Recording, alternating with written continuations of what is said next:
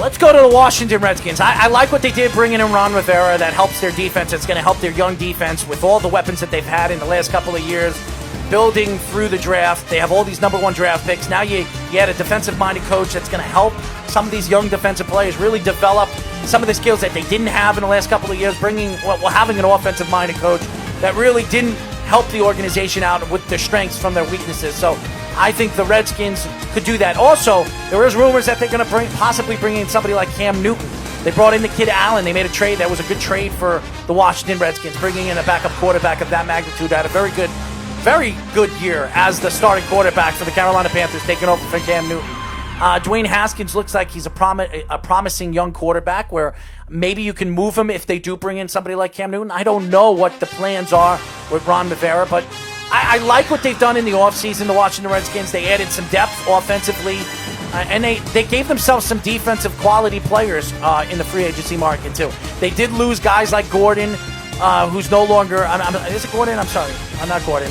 They're corner. Norman, I'm sorry.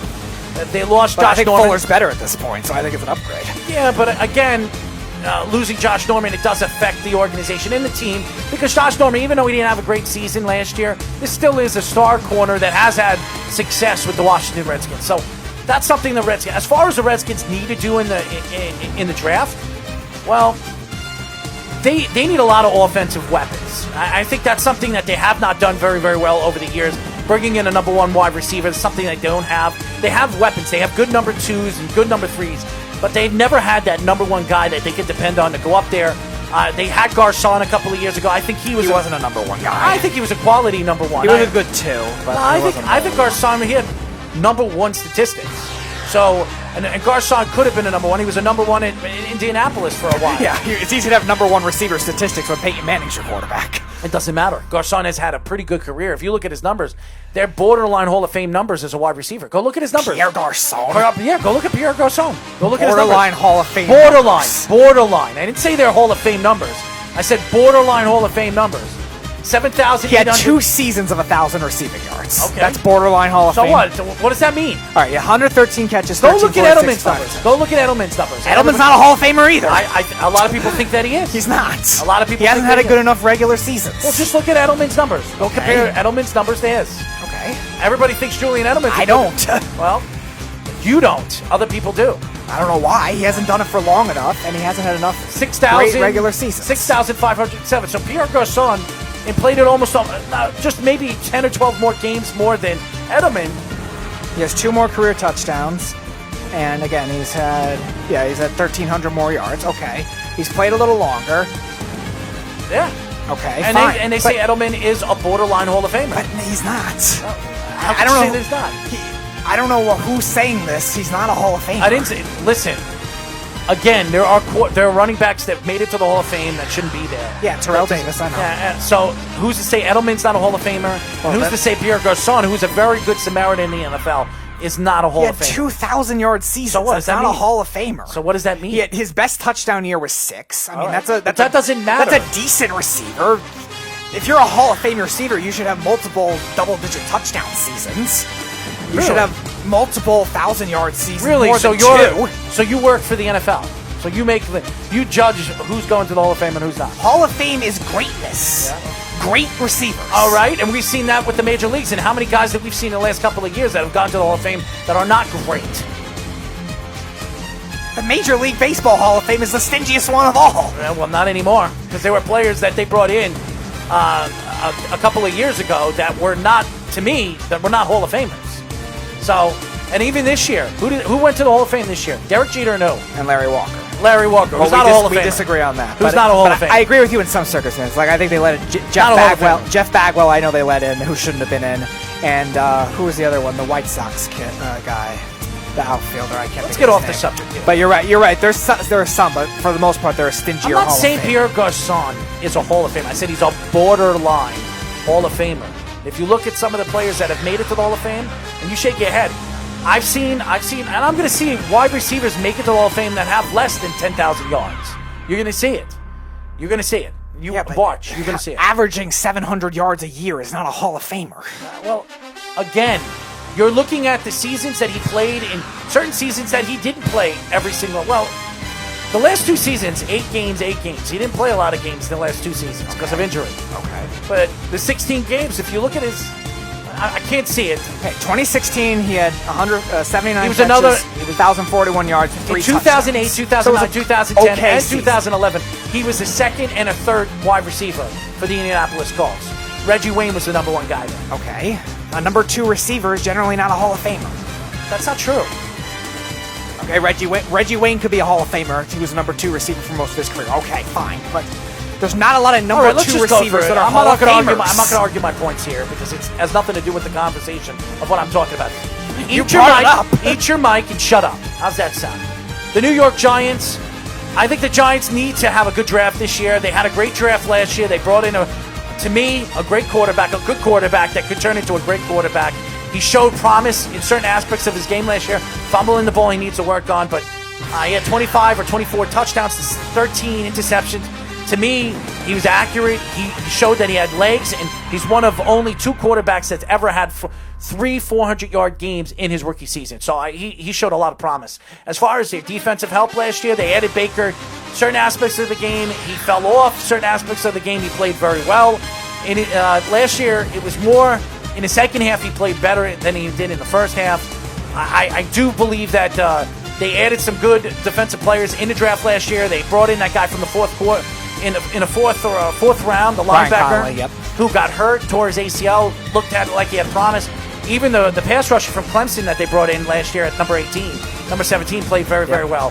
The defensive tackle, Dexter too. Lawrence, So nice. I like what they've done. The Giants have done a lot of things so far this offseason. They added a corner, who I think is a very good corner. I don't know what you think. Jones is a better corner than the kid that they brought in. Jones is an overpriced corner that, to me, the Cowboys were smart. Yes, the Cowboys corner. Yeah, he's a better player than Bradberry. No, he's not. Maybe not. He's not. Maybe not a better value. But he's a better player. I don't think he's better than Bradberry. I don't. I think Bradberry is a better player. I hope you're right, but I think Bradberry is a better player. I don't think. And I think he's a better player at his position. I think he's going to be a good. I think he's the number 1 corner for the New York Giants. He's a low end. I wouldn't say he's a low end number 1 corner. I think he's a good number 1 corner. He's going to prove it this year. But I like what I think what the Giants need to do with this in the draft is they got to have to either get themselves, if somebody falls to them, a Young or a Simeons. I don't like Young. I think Young is a highly overrated play going into this year. Yeah, you said that for a while. Yes, and he reminds me of Jadeveon Clowney. He reminds me of a player of Jadeveon Clowney's talents, a guy that has all the ability. I just don't think he has enough to be that superstar player at his position. But again, Clowney's problem was the durability concerns, not the talent. I'm sorry? Clowney's problem was the durability concerns, not really the talent. That's why they were questioning if he was going to go that early. He can't do things. Chase Young, I don't think has. He's not a good pass rusher. A lot of people thought Jadeveon Clowney was going to be a record-breaking pass rusher. He's not. And I think he's a highly overrated player. Right, but I'm just saying the expectations are still doesn't cement that. And again, Chase Young hasn't had those durability concerns. So I think the Giants need to look at possibilities at certain positions. Offensive line should be the number 1 target for the New York Giants going into this year's draft. Yeah, you have the 4th pick. If you move back and get yourself an extra first-round draft pick, you could get yourself 2 good offensive linemen to solidify your offensive line, to help your opportunities out, to build around the quarterback and Daniel Jones. So I'd like to see the Giants do something like that if they have the opportunity to do that. But that's where I see the Giants going in the draft, and they need to add pass rushing help. That's something that's been lacking for the last couple of years, really since Tuck and O.C. Umeor. So I want to see that. And JPP. The Dallas Cowboys. Oh, no, I'm sorry. Is it the Dallas? Yeah, the Dallas Cowboys. Yeah. I think the Dallas Cowboys made a lot of good acquisitions this offseason. They added Clinton Dix, $4 million contract for 1 year, even though he has not been good for the last 2 years, like Jeff has said. Maybe going to Mike McCarthy's defense where he has had most success will bring him back to old times and play very, very well. You added Poe, who I think is a good pass rusher, something they've lacked in the last couple of years, a run-stopping team. They give themselves solidify their as far as their run-stopping defense is concerned. They have good pass rushers, so I'm interested to see, even though they lost the pass rusher in Quinn this offseason, so I'm interested to see what they're going to do in the draft. Maybe they add a pass rusher or add some corner help, which they need, secondary help. I think that should be the number 1 target for the Cowboys to go after this offseason in the draft, is going after corner help. There's a lot of good corners in this year's draft. You can get good corners in the 1st, 2nd, and 3rd. Solidify your corner position is something that a lot of teams need to do, and I think it's one of the most important positions as far as drafting is concerned. So I think that you have to look at that, and the Dallas Cowboys need that. And if you have a chance to get Cam Newton and move away from somebody like Dak Prescott, I would do that. Cam Newton is available. He's solidified himself as a top 7, top 6 quarterback in the league. He looks healthy. He looks big. He looks strong. I tell you right now, Cam Newton is, whoever decides to bring in Cam Newton is getting himself a gem. I think Cam Newton's going to be an elite quarterback again.